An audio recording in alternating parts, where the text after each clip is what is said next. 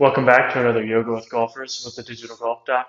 Today we're going to be focused on how to increase that shoulder turn by improving our upper back or our thoracic spine mobility. So the first thing we're going to do is just going to take our setup posture stance and we're just going to start loosening up those muscles. So we're going to start turning each way. And I don't want you to worry about going as far as you can just yet. We're just going to start moving the upper back, trying to keep the hips still, so that we're focusing all the movement in that thoracic spine. And after we've done a few of those, we're going to drop our hands down. Now we're going to give a visual. We're going to keep the hips still again. Open up. One hand stays down and then back.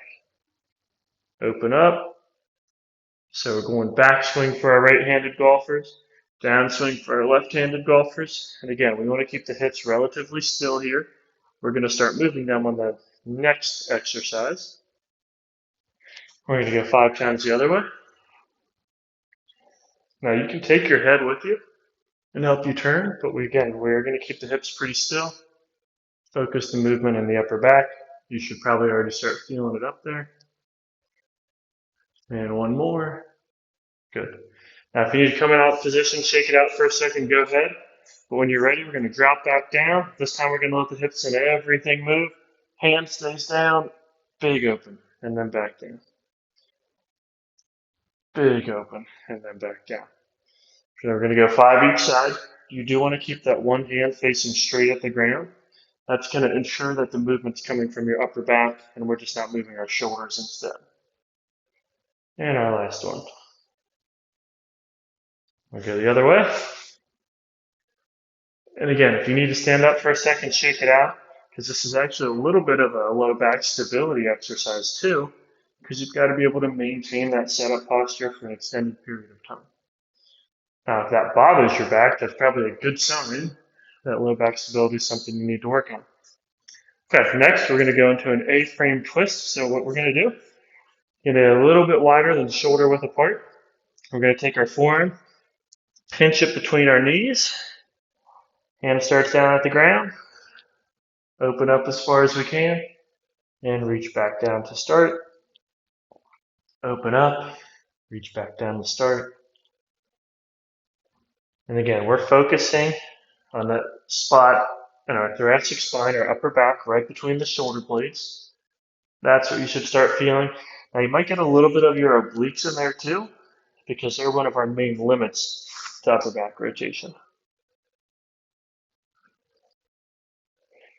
And again, feel free to take your head with you. Make sure you're maintaining a nice stable breath here. Shouldn't be getting out of breath, but it shouldn't be zero effort either. Last one. Good. We're going to drop down to the mat. We're going to go onto one knee. Go here, one leg forward. And again, I like to bring my hands up here again. I'm going to rotate as far as I can one direction, and then the opposite way. Now, by our feet and hips stabilizing us on the ground, we're really making that upper back, those oblique muscles work. Nice steady breath. If you haven't taken a big deep breath in a while, now's a good time just to make sure you're keeping up with it.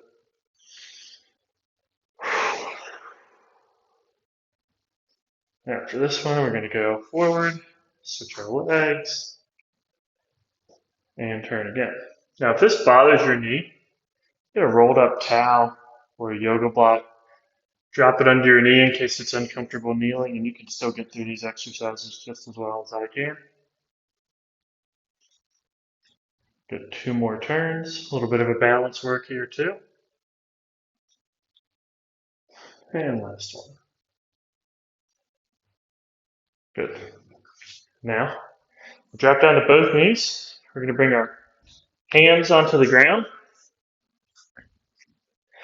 We're going to rock back onto our hips, just as far as you can go comfortably.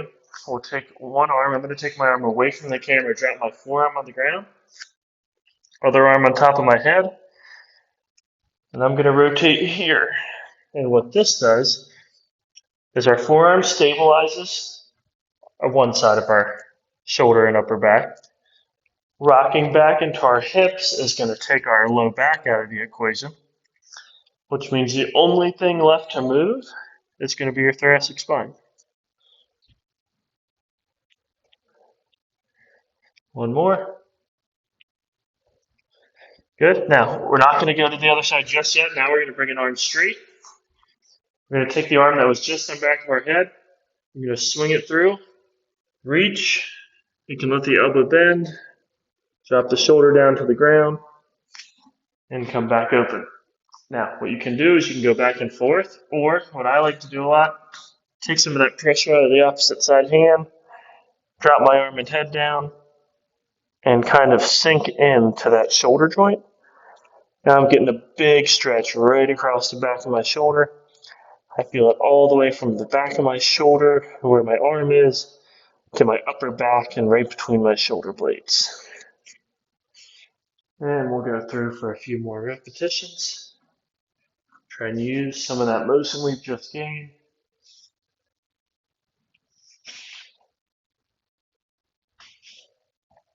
Good.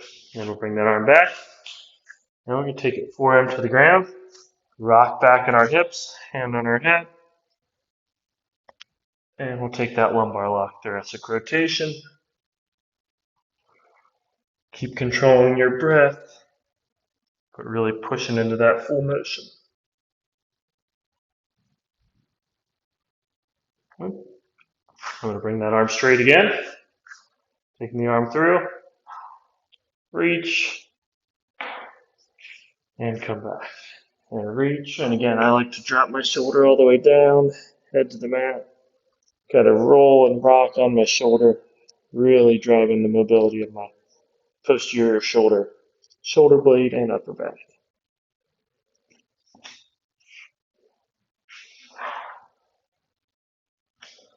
And again, this is huge for a bigger shoulder turn. And the bigger shoulder turn is one of the best places we get more power in the golf swing. It's also one of the things that keeps us golfing the longest because it takes a lot of pressure off your lower back. And we know that's a pretty common problem for most golfers. Okay. Next, we're going to make our way back up to our feet. We're going to finish with the movement we started with. Set up posture, lock the hips in place, rock back and forth. You should feel this be a little bit easier than when we started. And we're starting to really seal in the control aspect of that new mobility we just gained so we can take it to the golf course. Okay, that's a huge one. That's all upper back mobility. So if you struggle with the shoulder turn, you go this way and you just can't get there, hammer this video over and over. I promise it'll improve. You'll get better, and you'll see the results on the golf course. Thanks again. I'll catch you guys next time.